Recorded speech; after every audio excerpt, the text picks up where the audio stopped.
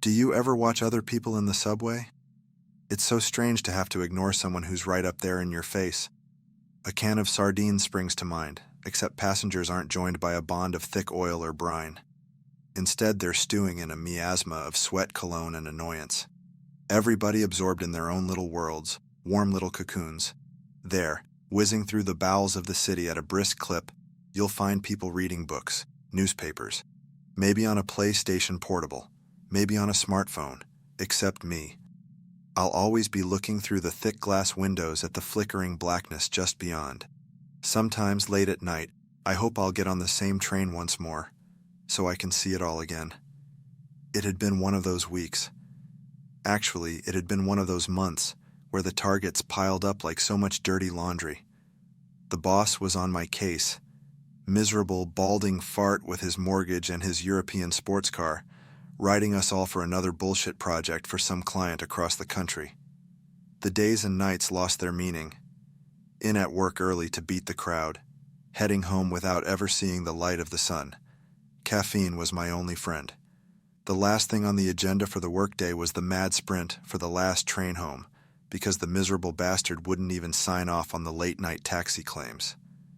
It showed up on the work-life balance indicators, he'd said. It had been another mindless day of numbers, presentation slides, and text. To be frank, I didn't even know if the version of the meaningless report I was working on was the 5th or the 50th, nor could I have told you the difference between the two. The office had already emptied out an hour before, my last co-workers giving me a commiserating pat on the back as they headed off. I cursed as I stuffed my laptop and swept some papers into my bag. I was going to miss the train. The stale warmth of the building gave way to the bitter cold as I hit the streets running. The station was deserted. Not unthinkable at this time of the night, but eerie all the same. There's something about a hollow space meant for crowds. I'm not talking about muckers or anything like that. There is an air of the forbidden about these empty spaces. That's how that night started out, expectant, waiting for something to happen.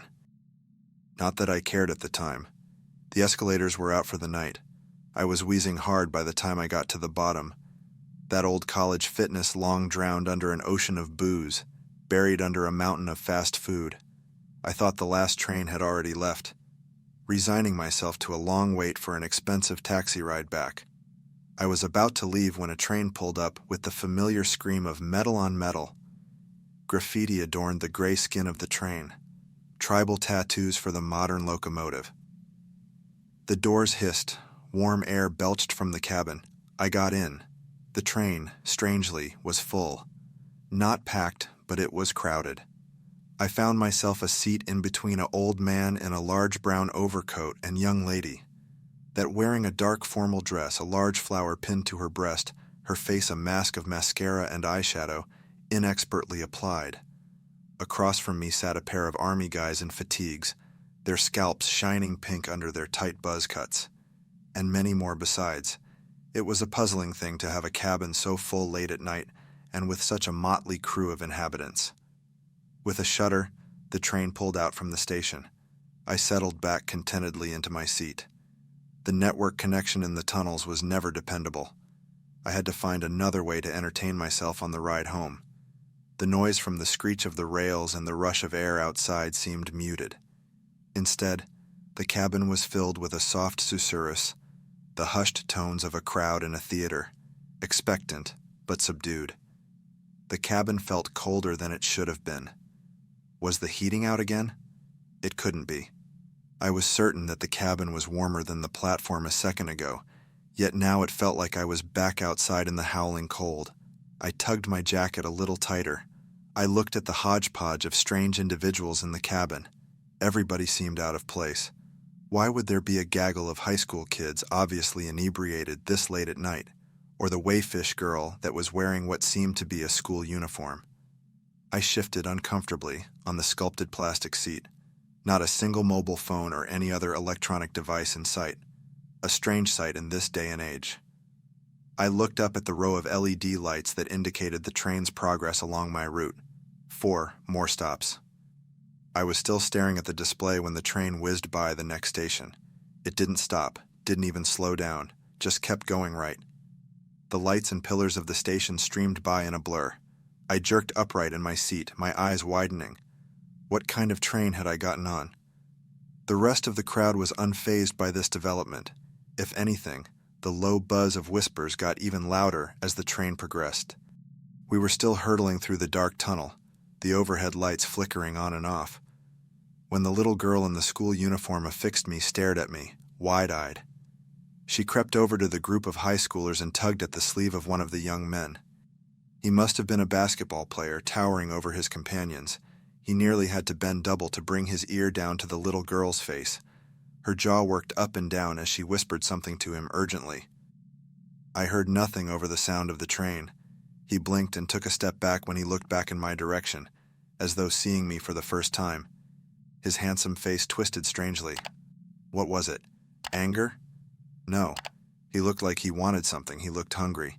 His compatriots noticed the break in the conversation and directed their gazes to the focus of his attention, to me. The same gamut of emotions cycled through their faces.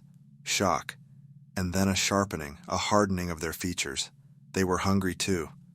The giant took a step forward, perhaps meaning some harm for some slight on his person that I must have committed. One of the high school girls held him back. The feeling spread through the cabin like a spark arcing from person to person, the two uniformed men looking up and tightening their jaws. The old man next to me, perking up and scooting down another seat so that he could look at me without straining his neck. Outside, a blur of lights told me that another station had shot by. 3 more stops. I shrank back in my seat, the tendons straining at the surface of my hands as I clutched at my bag protectively, as though that stupid gesture grabbing onto my work, the focus of my life, would ground me and take me from this nightmare. It didn't. I felt the weight of their eyes on me, like insects crawling over my skin. Something was wrong, so clearly wrong. This strange crowd, so different, yet each of them was wearing that naked need on their faces. The young lady by my side said, "Don't mind them, they're just jealous of you." Her voice was soft, mellifluous. "Don't stare back and don't talk to them." I turned to look at my erstwhile companion. "What are they jealous of? I just wanted to catch the last train home." She said, "It's the last train home for all of us, too." She smiled. She was very pale, very beautiful. "But not all of them want to be here, and looking at you, going home tonight, makes them so very unhappy." Where'd they all come from? Was there a convention, a meeting? I cast my eyes around the cabin again, but was stopped halfway by her strong fingers on my chin. Her fingers were icy cold. She turned my head around to face her and said, "Everywhere. All around. Most of them didn't want to be here. Except me, maybe. I'd had enough of where I was. I miss my parents. I haven't seen them in such a long time. It took a while for me to gather enough courage to go look for them." She paused, suddenly pensive at what she'd said. "You're not meant to be here, you know. You're on the wrong train. This isn't your ride." Outside the window, another station went by. My eyes flicked back to the board with all the little lights. 2 stops to home. The whispering in the cabin had started up again, louder than before, but still muffled by the sounds of the rails and the rushing air outside. They were talking about me. The atmosphere grew oppressive. The attention of the crowd felt like a rock on my chest, a vice. My breathing grew labored, each inhalation a struggle. I wheezed. My companion sensed my discomfort. She said sadly, "I wish I could help. It'll stop when we get to the end of the line, I suppose." Her eyes lit up at the thought. She turned around and scooted up onto the seat, her knees on the hard plastic, palms on the cold glass. Even with her face pressed up against the glass, there wasn't a trace of fog on the window left by her breath, if she was even breathing at all. She said, "Here, why don't you take this? I won't need it where I'm going." She fumbled at her dress, detached the white flower and pressed it into my hands. The sweet smell of the lily took my attention away from the pain in my chest. She said, "We're here." She was quivering with excitement as the train began to slow. I looked up at the board overhead. All the lights on the map had gone out. Where were we? She cupped my chin in her hands. It was only then, with her arms so close to my face, that I saw the network of fine white lines that crisscrossed her forearms. She caught the flick of my eyes towards her arms. She shrugged, sheepish. She said, "Practice makes perfect." She frowned, suddenly serious again. "This stop is for the rest of us. You can't join us. You have to stay here."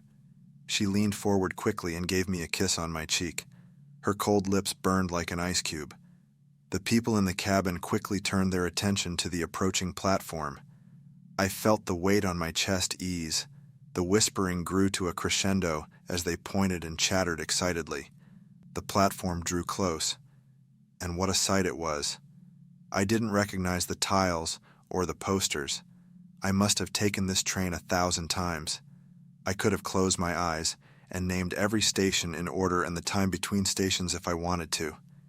And yet I was lost. There was nothing on the platform that helped in any way. No signs. No directions. What the platform had was people. A milling sea of heads and faces, all expectant, all eagerly waiting. When the door opened, it let in the roar of the crowd outside. Shouts, shrieks and yells. And tears. So many tears. The passengers burst out of the train, throwing themselves into the waiting sea of people. I saw one of the army boys embracing an older gentleman, also dressed in military fatigues. None of that new age stuff that pixelated camouflage. This was old school with big green and brown blotches. The resemblance between the two was clear. They parted, the younger man introducing his father to his compatriot. The older man hugged him as tightly as he had hugged his own son earlier. The group of teenagers whooped and leapt as they pushed through the crowd, seeking some new adventure for the night. I caught a last glimpse of the blonde locks of the basketball player as they vanished around a corner. The old man that was sitting by me had found an elegant-looking lady in her 30s. Her light sundress looked out of place for the biting cold of winter. Or had I mistaken the man for someone else? I looked again, and it wasn't the old man anymore, but a young couple laughing in the prime of their lives. No, it was the same coat and his features, lined with a jealous greed, scant moments ago, were now lit with a fierce joy. Just as the train doors hissed shut, I saw the girl that sat next to me on the train. She was in tears with her arms around a well-dressed couple. She waved at me as the train pulled out of the station. I waved back. My legs shook as I got off the train at my stop. The platform was reassuringly deserted. I watched as the train screeched into the distant darkness of the tunnel. I gingerly touched the numb spot on my cheek where the girl had kissed me. My fingers came away wet. I didn't even remember the tears falling. My nose was suddenly assaulted by a rich, thick greenhouse scent, decaying plant matter. I fished out the lily from my coat pocket, where the strange girl had left it. The pristine white petals were dry to the point of crumbling and speckled black with rot. I let it fall from my fingers and watched it bounce on the station floor. It sat there, like an unmelting snowflake on the pocked gray concrete. I stared at it for a long time before I began the long trek home. If you enjoy the video, leave a comment, and don't forget to subscribe. And if you want to support us, share it to your bestie.